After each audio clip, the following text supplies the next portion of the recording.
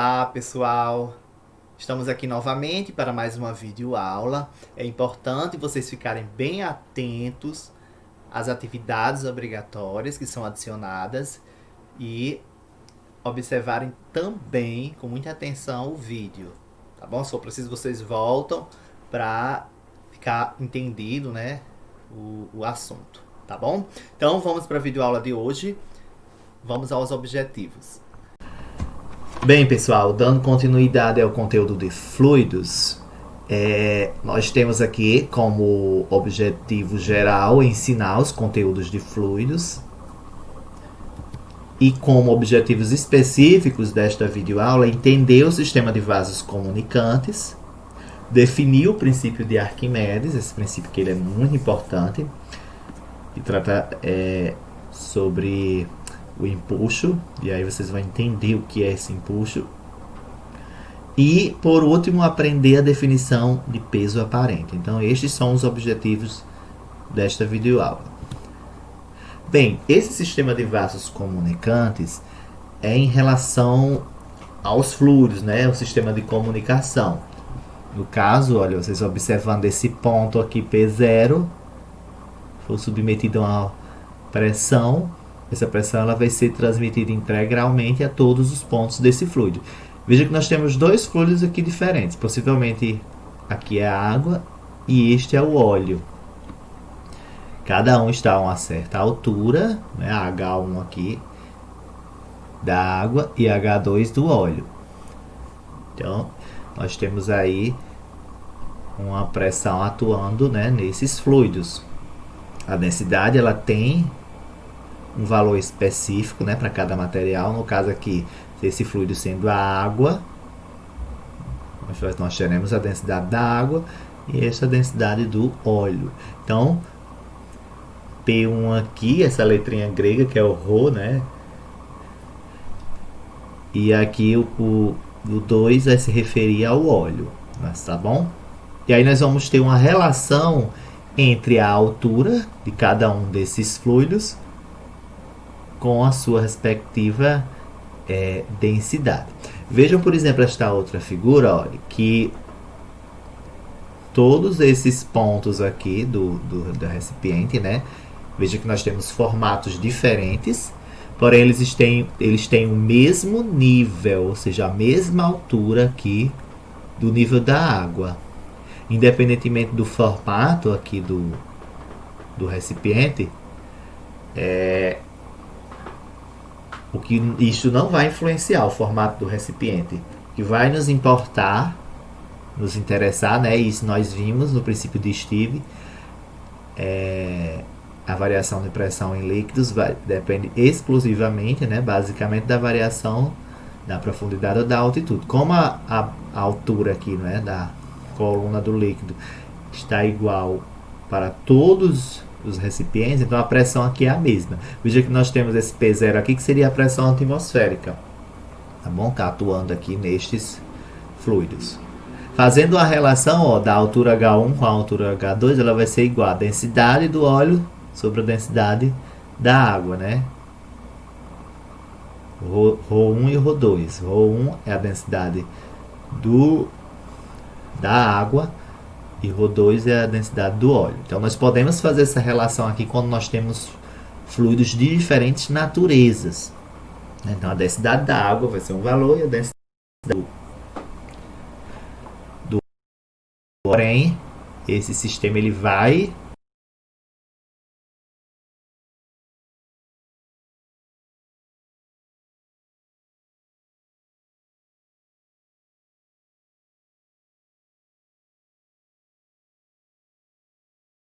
sendo que tem naturezas diferentes, né? Belezinha? Importante é vocês entenderem que vai existir uma relação dessa altura, certo? Da coluna do fluido aqui H1, né? Da densidade H1, que é a da água, com o H2, que é a altura da coluna do óleo, certo? Então, fazendo essa relação da altura com a densidade dos fluidos, nós chegamos nessa relação. H1 sobre H2 é igual a densidade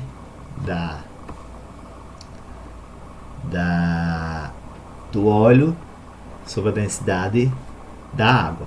Isso daqui, na verdade, é estabelecido pelo princípio de Pascal, né? Porque a variação de pressão em um ponto é a mesma no outro, né? Ela se transmite integralmente a todos os pontos. Então, a variação de pressão aqui na região 1 é igual à variação de pressão na região 2. O que está variando aqui é a coluna, né, líquida dessa altura aqui e a densidade dos materiais. Porque a aceleração da gravidade vai ser a mesma, então a gente elimina e chegamos nessa relação. Depois eu posso demonstrar para vocês em um outro vídeo como que chegou nessa relação. Mas ela chega justamente através da variação da pressão, certo? Que é a mesma em todos os pontos aqui desse sistema. Eu posso até pedir depois para vocês como atividade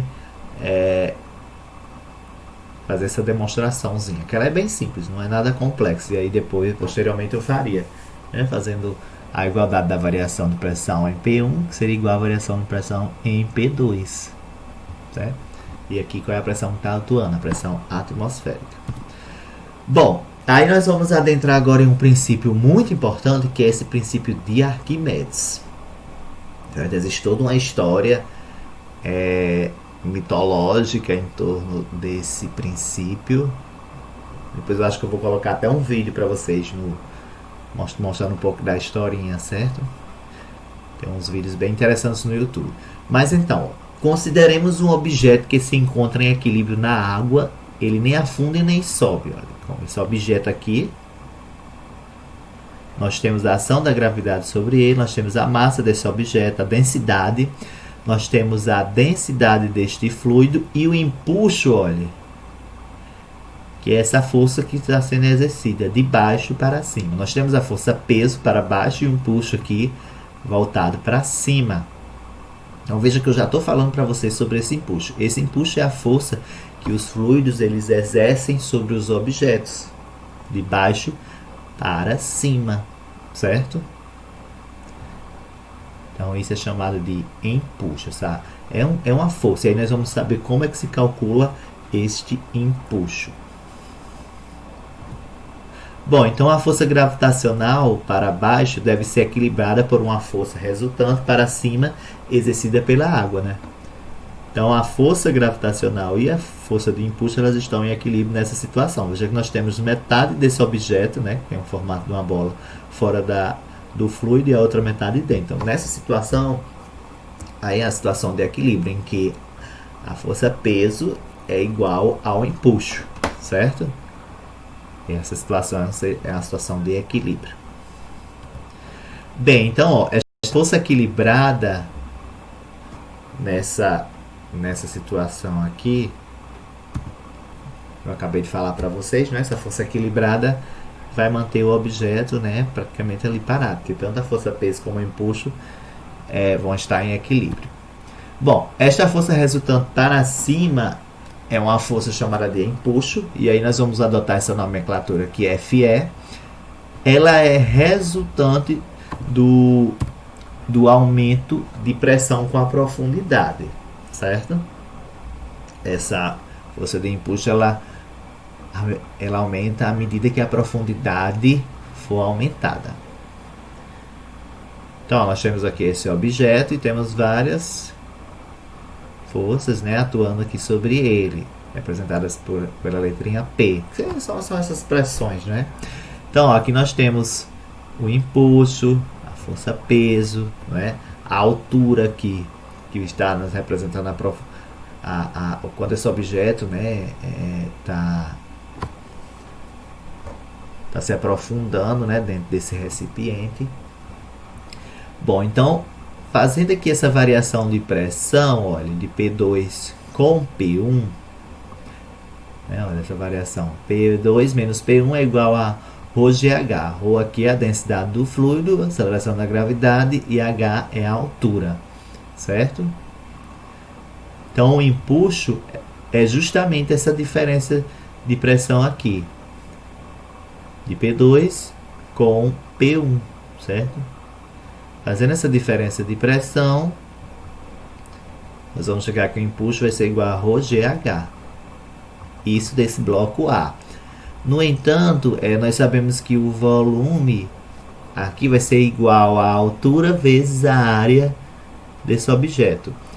E sabemos que massa é o produto, né, do volume pela densidade, não é?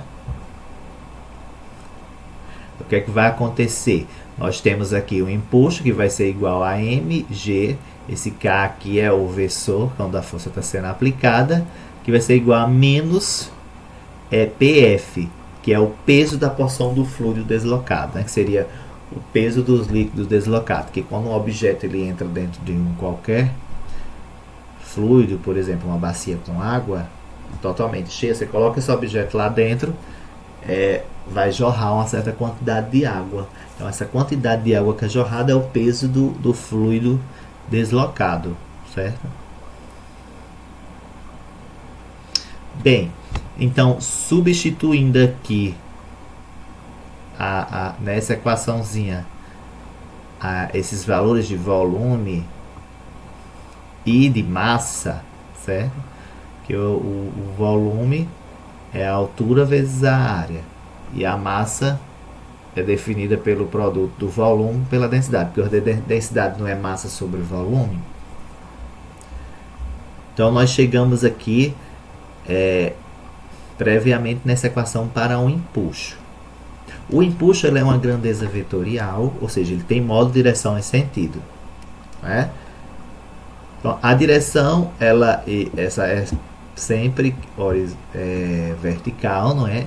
E o sentido é de baixo para cima. Então, geralmente, este é a direção e o sentido do empuxo. Eu desconheço assim, alguma situação que esse empuxo ele tenha sentido inverso ao que eu falei, ou seja, de cima para baixo, sempre é de baixo para cima, ok? Bom, então exemplos aqui, pedra e madeira, nós temos aqui, eles vão ter força de impulso diferente aplicada sobre eles, né? Já que eles têm uma densidade diferente. Chegamos então na definição do princípio de Arquimedes. Um corpo total ou parcialmente imerso num fluido sofre a ação de uma força de módulo igual ao peso do fluido deslocado pelo corpo e que aponta para cima. Então, essa é a definição do princípio de Arquimedes. Um corpo total parcialmente imerso num fluido sofre a ação de uma força de módulo igual ao peso do fluido deslocado pelo corpo que aponta para cima. Ok? Eu vou retornar aqui para essa parte da equação, porque vejam, nós temos essa variação de pressão aqui de P2 menos P1, né? Essa força P2 menos a força F1, a força P2 está sendo realizada de baixo para cima, né, no bloco, e a P1 é de cima para baixo. Essa diferença de pressão nos dá justamente o empuxo aqui aplicado neste objeto, que é o produto de ρGH. Então, olha, substituindo aqui nessa equaçãozinha o valor da densidade, que densidade é o produto de quê? A densidade, na verdade, é a razão da massa sobre o volume. Então, a gente substitui aqui a densidade. Substituindo essa densidade, nós vamos ficar massa sobre volume, né? Vamos ficar massa sobre volume. Sendo que o volume é o produto da altura vezes a área. Então, fazendo essa substituição aqui, nós vamos chegar na equação do impulso para defini-la. Então, o impulso ele vai depender de quê, basicamente? Do fluido deslocado, da porção de fluido deslocada o determinado sistema aí que estejamos considerando, certo? Porque a densidade do material não vai mudar, não é? Nem muito menos a aceleração da gravidade. O que vai estar mudando é o volume, né? Então aqui nós temos justamente o volume, ó.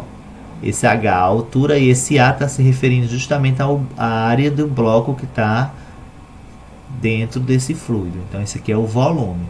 Então basicamente o impulso ele depende do volume deslocado, certo? A porção de fluido deslocado, na verdade. Basicamente esse impulso vai depender dessa quantidade de fluido deslocado. Quanto maior for a quantidade de fluido deslocado, maior vai ser o impulso, certo?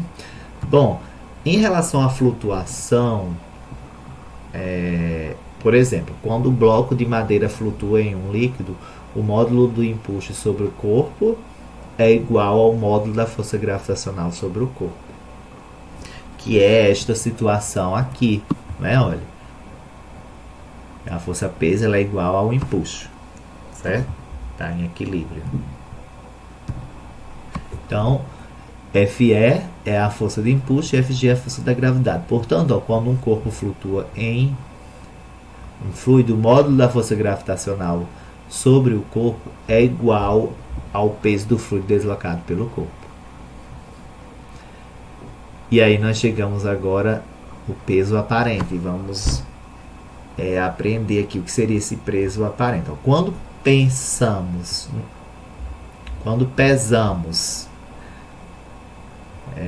um bloco numa balança, obtemos a massa exata do objeto, né? Quando a gente pesa numa balança.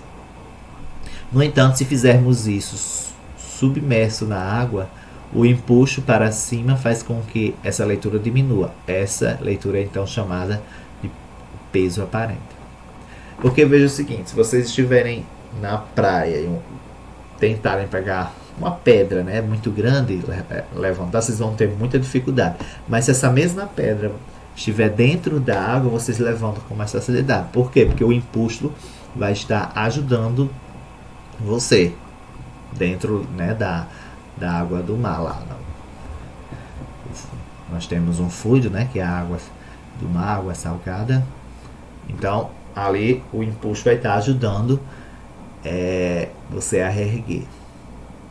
Então esse peso ali que você está sentindo reerguendo essa pedra é chamado de peso aparente, que seria o peso em uma balança, caso fosse medido, né, dentro lá da água. Então o peso aparente não é um peso real, certo? O peso aparente é um peso que está sendo diminuído de certo modo devido ao impulso. Aí veja o seguinte, ó, o peso aparente ele está relacionado com o peso real e o impulso. Então, o peso aparente ele vai ser igual ao que? Ao peso real menos o módulo do impulso. O peso real é justamente a força peso, certo? Menos a força de impulso. Você vai ter o peso aparente. Vamos supor que o peso real lá dessa pedra seja de 100 newtons e o impulso lá aplicado de 60 newtons. Então 100 menos 60 nos daria um peso aparente de 40 newtons, certo? Então veja como a força de impulso aí influencia neste peso aparente, certo? Na definição do peso aparente. Ok? Então, ó, logo o corpo que flutua tem peso aparente igual a zero. Justamente porque, como a força peso é igual ao impulso, então peso menos impulso nos dará um peso aparente nulo, né? tendo em vista que o peso aparente ele relaciona o peso real menos o módulo do empuxo, né? O módulo do empuxo que está sendo aplicada aí na determinada situação. Então é importante demais esse entendimento da aplicação do princípio de Arquimedes, né, e essa relação com o empuxo, certo? Então é muito importante termos esse entendimento. Para que serve, né, o empuxo? Porque o empuxo então ele serve para verificar a condição do corpo quando está imerso em um fluido, né? E esse empuxo ele vai depender da densidade, do volume e da força de gravidade, né, atuando ali no sistema. O empuxo é uma força, né, como eu falei para vocês. Vou voltar aqui um pouquinho. O empuxo ele é essa força voltada de baixo para cima, né? E é uma grandeza vetorial.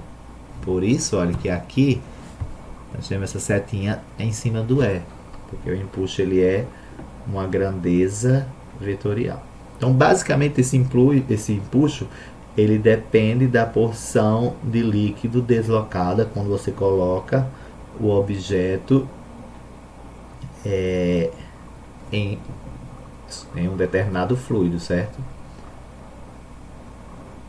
Então esse princípio de Arquimedes ele é bem claro, porque ele nos fala que todo corpo que se encontra imerso em um fluido recebe a ação de uma força vertical para cima, cuja intensidade é igual ao peso do corpo que está dentro do fluido, certo? Então, espero que tenha ficado claro para vocês, né, esse princípio de Arquimedes, né? Então, a equaçãozinha para se calcular essa força de empuxo aqui é justamente o que? O produto da densidade vezes a aceleração da gravidade e o volume de líquido aí deslocado, certo? Então, isso é o princípio, esse princípio de Arquimedes. E aí nós falamos também aqui um pouco sobre flutuação, que é quando a força da gravidade ela é igual à força de empuxo, tá certo? Porque nós vamos ter, inclusive, outras condições.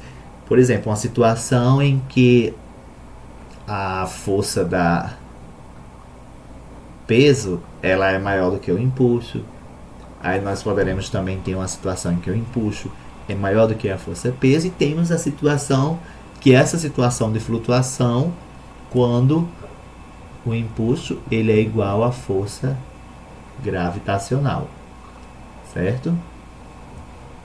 Então nós temos aí essa situação de quando o corpo está flutuando.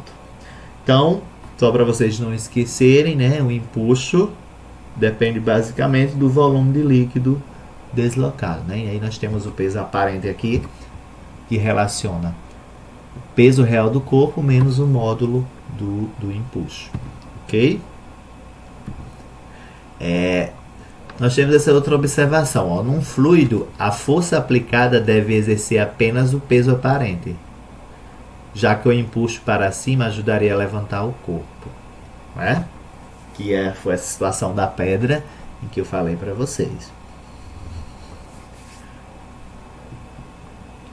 Bem, nós temos este exemplo aqui que eu vou fazer depois com vocês. Eu vou fazer um vídeo explicando esse exemplo, certo? Que é uma situação que diz o seguinte: na figura, um surfista está na parte dianteira de uma onda, em um ponto no qual uma tangente à onda tem uma inclinação de ângulo de 30 graus. A massa total do surfista e da prancha é de 83 kg e o volume submerso da prancha é de 2,5 vezes 10 a menos 2 metros cúbicos. O surfista mantém sua posição em relação à onda quando esta se move com velocidade constante em direção à praia. Quais são o módulo e a orientação em relação ao semi-eixo positivo da força de arrasto que a água exerce sobre o surfista. Então nós temos essa questão aí que eu peguei do Halliday, é uma questão bem interessante, certo? Então depois eu vou fazê-la com vocês. Este outro exemplo aqui, o 5, é o que eu vou querer que vocês façam, tá? Lá nas atividades eu vou colocar para vocês fazerem, tá? E aí depois eu vou colocar o vídeo explicando como resolve este exemplo, certo? Qualquer coisa vocês podem consultar o livro do Halliday para ajudar a resolver essa questão, que diz assim, ó, na figura a seguir, um bloco de massa específica de 800 kg por metro cúbico flutua em um fluido de massa específica de 1.200 kg por metro cúbico. O bloco tem uma altura H de 6 cm. Letra A. Qual é a altura H da parte submersa do bloco?